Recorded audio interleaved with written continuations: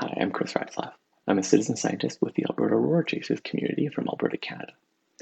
In the 10 years that I've been chasing the aurora, I've had some really memorable experiences. When you're out photographing the aurora, you're often out in the middle of the night, you're in the middle of nowhere, and you're all alone. Everything sounds like a grizzly bear. One evening when I was out photographing, I heard this sound off in the bushes. Really loud. I was sure it was a grizzly bear.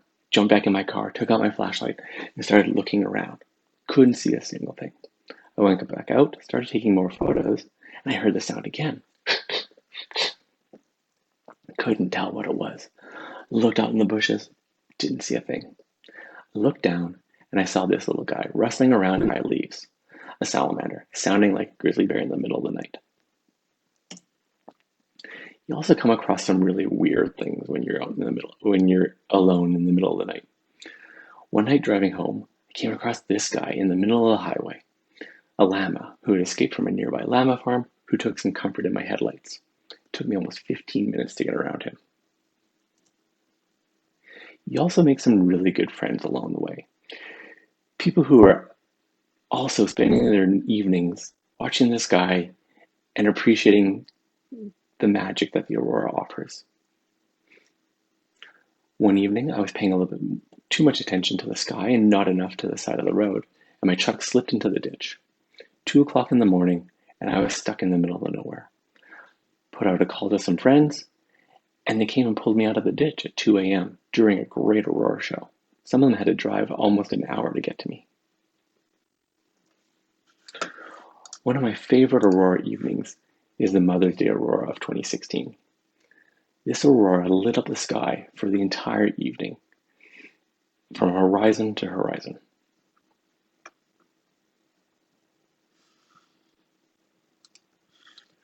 Another of my favorite evenings occurred in August of 2015. This was not a very strong aurora, but it was incredibly active and reflecting over this beautiful pond in central Alberta.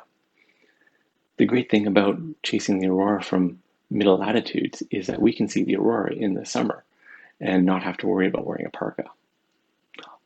Although bug spray is very important. One of my favorite experiences is the first time that I ever saw Steve, the strong thermal emission velocity enhancement. This is also in August of 2014. This evening I was out watching the aurora. It was fairly quiet to the north, and I noticed this very faint streak across the sky. It kind of looked like an airplane contrail. When I took a picture though, I could tell that it was lit up, something that a contrail wouldn't do. It took us a long time to figure out what this thing was, but eventually the scientists at NASA and the University of Calgary started to decipher some of the effects behind it. However, I've always had really bad photos of Steve. It's actually something that I take a little bit of pride in because I get to share all the amazing Steve photos from the Alberta Aurora Chasers community. The very first time that I had a chance to see photograph a great Steve event was in August of 2019, August 31st, 2019. But I wasn't able to submit this one as a report to the Aurorasaurus community. So I'm going to do that now. So with Aurorasaurus, if you've seen the aurora, you go to aurorasaurus.org, you click on yes, I did see aurora. You can enter in your location. Now this was in the past, so I'm going to go back to August 31st of 2019. I saw it at about 1:30 in the morning.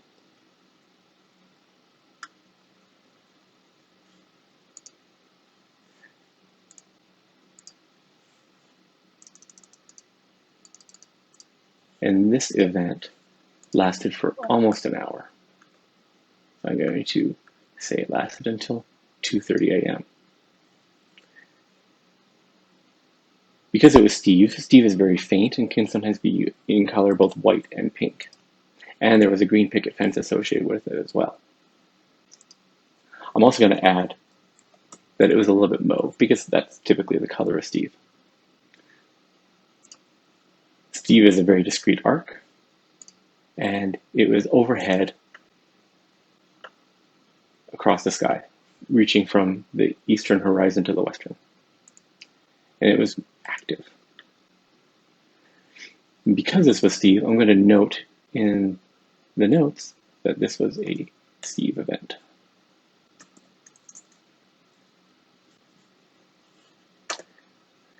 With Aurorasaurus, you can also add a photo, if you've got one, to describe what you had seen. And then you can submit your report. And then this information will help the researchers at Aurorasaurus and really across the world to catalog and describe events. Your real-time reports will also help others see where aurora might be visible on any given night. So go ahead, submit any of your past reports for Aurorasaurus from the last year and help our friends study the aurora. Thank you.